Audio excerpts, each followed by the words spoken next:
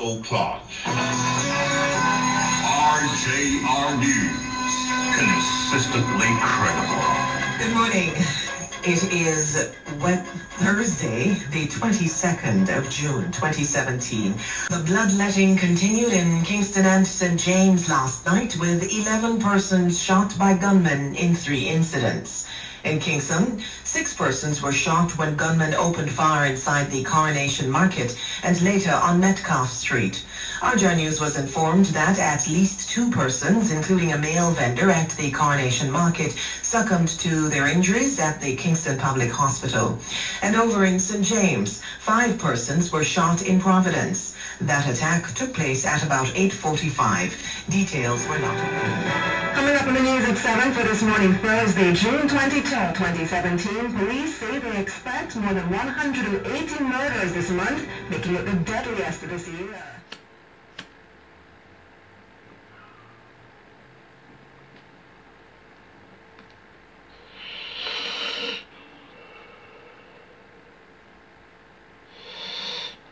Yes, a very pleasant good morning, ladies and gentlemen. I just got up about 3 hours ago and I turned my radio on to one of the #1 station in Jamaica, RJR News. And ladies and gentlemen, it is sad. I don't have to get into it again because you heard the broadcast just a while ago. But Jamaica, let's look into a few things here. Deputy Commissioner of Police, DCP Clifford Blake, yesterday supported legislation which will, among other things, allow the police to declare special zones of operations in volatile areas. But he also said it is time for social agencies to step up to the plate to sustain peace through development in these communities. Ladies and gentlemen, I've spoke about this many times.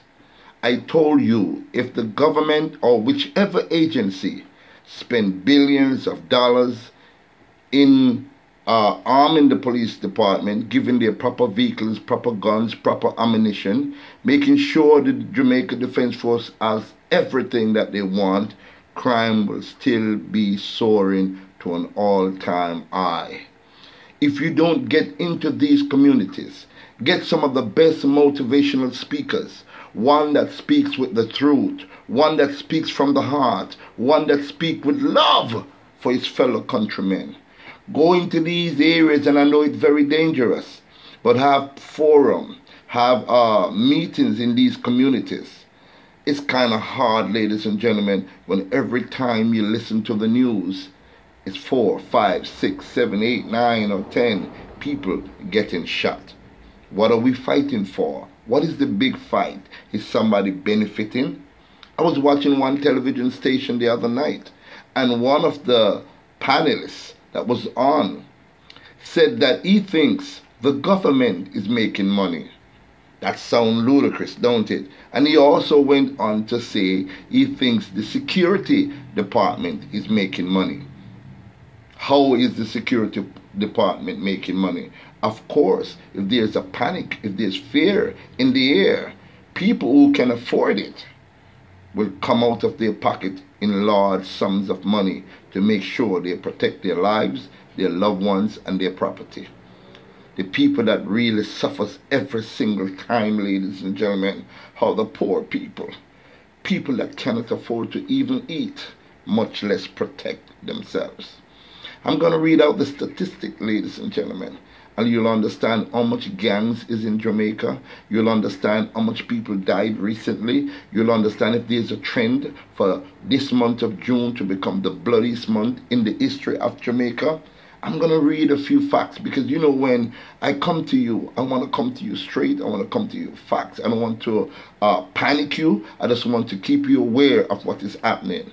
A lot of people these days, Jamaica, say, boy, they're tired of hearing the news. They're tired of hearing this. They're tired of hearing that. But if you don't listen to the news and a house is burning down next door to your house and you do not listen to the news, guess what? The fire is going to be fanned by the breeze. And a flicker, all it takes is one flicker of flame. That's all it takes, ladies and gentlemen. And your house and your next door neighbor's house will just go up, poof, in flames. Jamaica, I'm going to read to you the statistics. DCP Blake noted that with 800 arrests last year for murders, 800 people have been arrested for murders in Jamaica last year, and more than 700 for possession of illegal firearms. It is time for a new approach to crime fighting. It is obvious to us that there has to be another approach to creating community peace and development. We are saying that once the security forces create the condition for peace, and we're expecting the support agencies to move in quickly, said DCP Blake. He added that with the proposed special zone of operation, the security forces will create the condition for other agencies to move in and create community development for long and sustained peace. Oh, I long for that. I long for long and sustained peace when we can have the dance hall opening up again, when we can have reggae music playing again, and when we can dance and love and kiss and hug your fellow Jamaicans.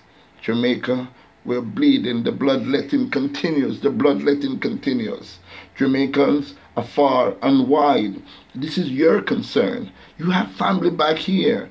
You know that your family are suffering. You know that your family are bleeding. Make a big noise from outside. Rustle up some leaves. Rustle up some leaves, maybe with the outpour of Jamaicans from the outside diaspora. We can get some fast actions with results. More statistics, ladies and gentlemen. According to the police, there have been 28 murders per week since January 2017, with 11 out of 19 divisions seeing an increase in murders. This month is threatening to be the worst so far, at an average of 6 murders daily. There are now 257 gangs operating island-wide, with 41 others on the verge of becoming gangs, and 50 ongoing gang conflicts, the police said. These are alarming figures. These are frightening figures. Our youths are being killed every single day. I'm concerned because guess what? I'm in love with every single youth that I come across with. I see a talent, I see a future, I see my country without these young youths living to maturity. I'll be 60 soon, but without these young youths living to maturity, where will our country be? We cannot afford to just sit back and wait for your turn. You cannot afford to just sit back and say, well, I live in Kingston, or I live in St. Elizabeth, or I live in another part of the island, and this will not affect me. You're wrong. You're dead wrong. This is your concern. You have to make a noise. You have to start calling some numbers. People are dying down here. Social development is the key. Motivational speakers. I will volunteer my time. All I need the government to do is to take care of the expenses of moving what I need to go into these communities. I started a few months ago the One Nation Together Peace Tour. The One Nation Together Peace Tour, coming to each community with truth, rights, and justice. Sometimes some of these young brothers are misguided. They don't know how to reason. They've lost that. Our ancestors, I'm talking about our age group, in the 50s and the 60s and the 70s, they don't communicate too much with these youths no more. And guess what? You can't blame some of them. They're scared. They're scared. They cannot even think of saying, you don't do that. It's for your own good. Don't. But guess what? I am going to continue the struggle. I am going to continue the fight. I am going to continue pleading to these youngsters. Because guess what? There are some nice youths out there that's getting caught up. How the hell can we have 257 gangs in this country? How could that be? How the hell can we have another 41 gangs added to the 257 that is on the verge of becoming gangs? How can we have that? How can we have 50 conflict that is going on for years and months and weeks and a few days, that is costing the lives of thousands of our citizens? Give me the weapon. Get out the people that can speak truthfully. Get the motivational speakers, because there's a lot of speakers in Jamaica like myself who will volunteer our time, just pay for what we need. Pay for what we need. We need a big, I'm going to tell you what we need. We need a big, one of them big double JUTC bus with the sign that says One Nation Together in the Jamaican flag emblazoned on both sides of the bus. Then we're going to have a team of artists that they respect.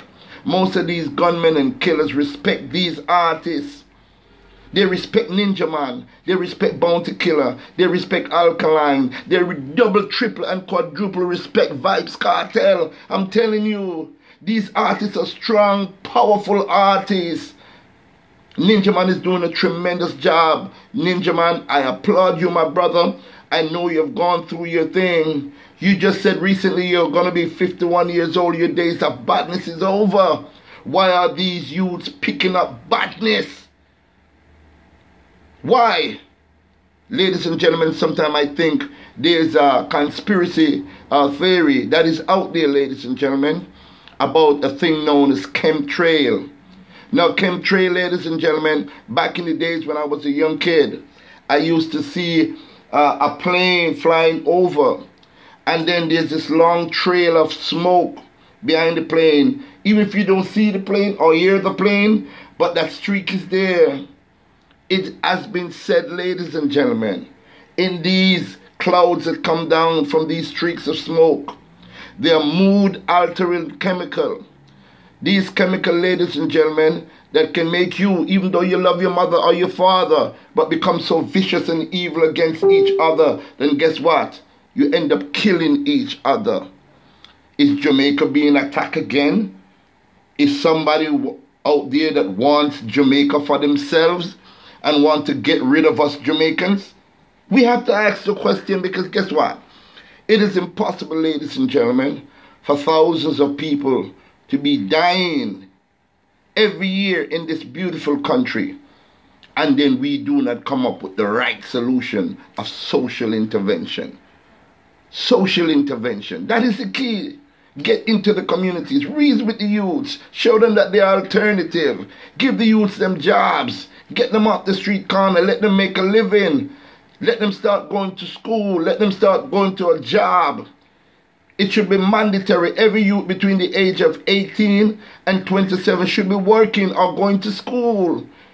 This is what the police should be doing, going out there in these communities. Build community centers, have community events. These are the things that will keep the community together. A community that prays together and plays together will stay together. A community that has no form of social development. When the community crumbles, the country crumbles. Jamaica, I have to speak to you and tell you the truth. I'm not afraid to die. If needs be, and I have to give my life for the sacrifice of my country becoming better, so be it. Jamaica, this is the most beautiful country on the face of the earth. I'm telling you, this is the most beautiful country on the face of the earth. Love it, cherish it, own it. Don't let anybody influence you to mash it up and then them come in and take it away from you. This is the Garden of Eden. This is luxury. I saw a commercial recently, ladies and gentlemen, and you know what the commercial said? People are dying and crying and begging to come to this country to spend 2 weeks vacation or even a month to hang out in this beautiful country.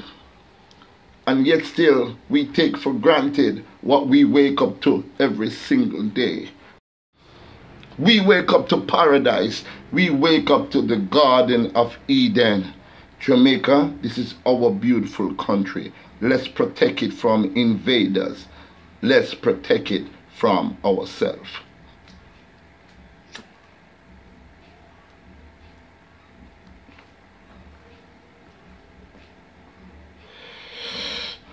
Let's protect it from ourselves. Big Stone, love the item, and my brother. Love the item. Stop the killing. Stop the wanton murder. We can discuss it. We can reason it out. This is not the way, my brother. This is not the way, my sister. This surely is not the way, fellow Jamaicans. Let's stop this madness once and for all. Thank you very much for watching, and have a great day. Channel star. Channel.